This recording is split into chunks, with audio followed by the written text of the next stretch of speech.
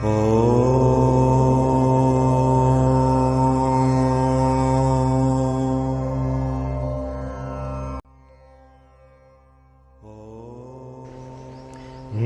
अपनी जीवन पर्यंत जो है इन 54 सालों में 65 साल की उम्र है, इन 54 सालों में जो स्वयं करके देखा अनुभव है वो ये बताता है कि एक ही चौकी में सब ग्रह जो पूजित आ रहे हैं, आज जो है युग परिवर्तन हो गया है।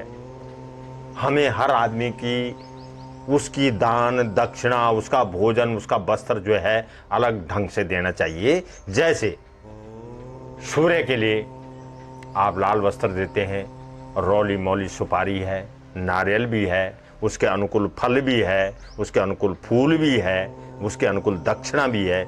इसी प्रकार सोम का यानी चंद्रमा का, इसी प्रकार भौम का यानी भूमिपुत्र मंगल का, इसी प्रकार जो है बुध का, इसी प्रकार जो है बृहस्पति का, इसी प्रकार जो है शुक्र का, इसी प्रकार जो है शनि का, इसी प्रकार राहु और केतु को आप अगर विधि पूर्वक पूजते हैं तो मैं समझता हूं कि वो ग्रह जहां आपका 18 साल 18 महीने 7 महीने ढैया आदि के द्वारा जो है आपको जो है ग्रसित करता है, उसकी जो वो क्षमता है वो कम हो जाती है। और सबसे बढ़िया विधि है दुर्भाग्य। देखिए, जो कार्य ब्याह जिस ब्याह को हम 4 घंटे में करते थे, उस ब्याह की जो सीमा है मात्र 1 घंटे की रह गई है। तो मेरा अपने आप में ये मानना है कि क्या 1 घंटे में विवाह संपन्न हो सकता है? संभव नहीं है। ऐसे नवग्रह के लिए आप कम से कम ये 2 घंटे का समय होता है कि उसमें हम विधि पूर्वक गायत्री मंत्र के द्वारा उनको पूजित करें, उनका आह्वान करें, उनका अर्चन करें और नाना प्रकार की भोग की वस्तुएं उनको दें।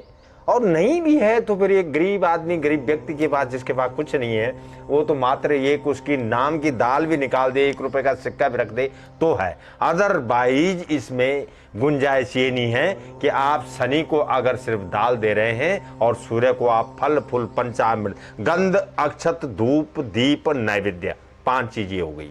उसके बाद उसके फल हो गया, फूल हो गए, मिष्ठान हो गया, उसके बाद वस्त्र हो गया, उसके बाद उसकी दक्षिणा होगी, उसका दान हो गया।